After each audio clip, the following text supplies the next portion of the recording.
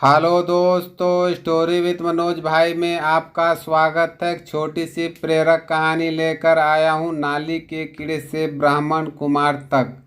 एक बार शुक्रदेव जी के पिता भगवान वेद व्यास जी महाराज कहीं जा रहे थे। रास्ते में उन्होंने देखा कि एक कीड़ा बड़ी तेजी से सड़क पार कर रहा था।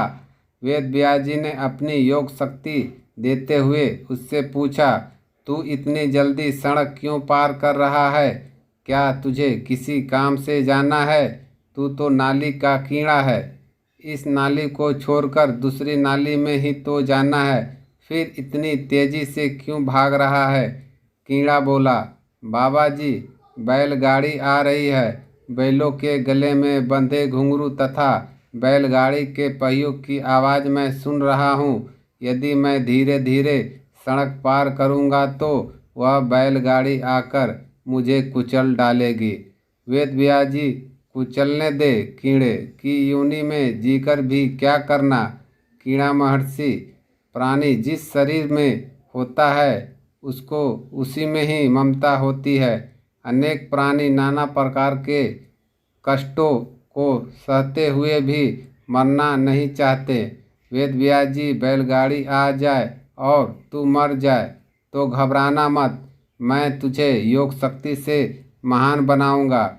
जब तक ब्राह्मण शरीर में न पहुंचा दूं, अन्य सभी योनियों से सिर्फ छुटकारा दिलाता रहूंगा। उस कीड़े ने बात मान ली और बीच रास्ते पर रुक गया और मर गया।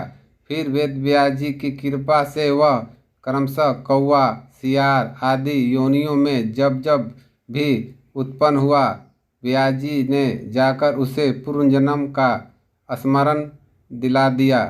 इस तरह वह क्रमशः मृग, पक्षी, शूद्र, वैश्य जातियों में जन्म लेता हुआ क्षत्रिय जाति में उत्पन्न हुआ। उसे वहाँ भी वेद व्यास जी दर्शन दिए। थोड़े दिनों में रणभूमि में शरीर त्याग कर उसने ब्राह्मण के घर जन्म लिया। भगवान वेद व्यास जी ने उसे 5 वर्ष की उम्र में 60 स्तोत्र मंत्र दे दिया, जिसका जप करते करते वह ध्यान करने लगा। उसकी बुद्धि बड़ी विलक्षण होने पर वेद शास्त्र धर्म का रहस्य समझ में आ गया। 7 वर्ष की आयु में वेद व्यास जी ने उसे कहा, कार्तिक क्षेत्र में कई वर्षों से एक ब्राह्मण नदभद्र तपस्या कर रहा है। तुम जाकर उसकी शंका का समाधान करो। मात्र 7 वर्षों का ब्राह्मण कुमार कार्तिक क्षेत्र में तप कर रहे उस ब्राह्मण के पास पहुंचकर बोला, हे ब्राह्मण देव, आप तप क्यों कर रहे हैं?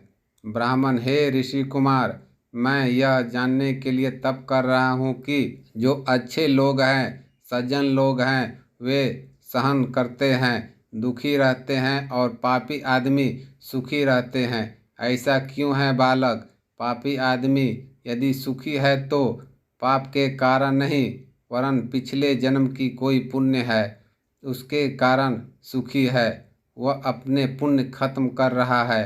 पापी मनुष्य भीतर से तो दुखी ही होता है, भले ही बाहर से सुखी दिखाई दे। धार्मिक आदमी को ठीक समझ नहीं होती, उचित दिशा व मंत्र नहीं मिलता, इसीलिए वह दुखी होता है। वह धर्म के कारण दुखी नहीं होता, अप्युत समझ की कमी के कारण दुखी होता है। समझदार को यदि कोई गुरु मिल जाए तो वह नर से नारायण बन जाए, इसमें क्या आश्चर्य है ब्राह्मण? मैं इतना बूढ़ा हो गया, इतने वर्षों से कार्तिक क्षेत्र में तप कर रहा हूँ। मेरे तप का फल यही है कि तुम्हारे जैसे 7 वर्ष के योगी के मुझे दर्शन हो रहे हैं। मैं तुम्हें प्रणाम करता हूँ बालक। नहीं नहीं महाराज, आप तो भूतदेव हैं, मैं तो बालक हूँ, मैं आपको प्रणाम करता हूँ। उसकी नम्रता देखकर ब्राह्मण और खुश हुआ। तब छोड़कर वह परमात्मा चिंतन में लग गया। अब उसे कुछ जानने की इच्छा नहीं रही, जिससे सब कुछ जाना जाता है। उसी परमात्मा में विश्रांति पाने लग गया। इस प्रकार नदभद्र ब्राह्मण को उत्तर दे निशंक कर 7 दिनों तक निराहार रहकर वह बालक सूर्य मंत्र का जप करता रहा और वही बहुदक तीर्थ में उसने शरीर त्याग दिया। वही बालक दूसरे जन्म में कुपारु पिता एवं मित्रता माता के यहाँ प्रकट हुआ। उसका नाम मैत्रेय पड़ा। इन्होंने ब्याजी के पिता सर जी से विष्णु पुराण तथा बहुत पराशर होरा शास्त्र का अध्ययन किया था। पक्षपात रहित अनुभव प्रकाश नामक ग्रंथ में मैत्रेय तथा पराशर ऋषि का संवाद आता है। कहा तो सड़क से गुजरकर नली से गिरने जा रहा कीड़ा और कहाँ संत के शत्रुघ्न से वह मैत्रेय ऋषि बन गया।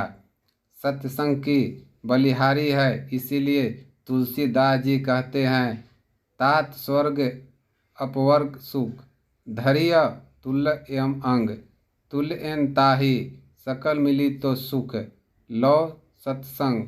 यहाँ एक शंका हो सकती है कि वह कीड़ा की मैत्रेय ऋषि क्यों नहीं बन गया। अरे भाई, यदि आप पहली कक्षा के विद्यार्थी हो और आपको एमए में बिठाया जाए तो क्या आप पास हो सकते हो? नहीं, दूसरी तीसरी चौथी 10वीं 12वीं बीए आदि पास करके ही आप एमए प्रवेश कर सकते हो।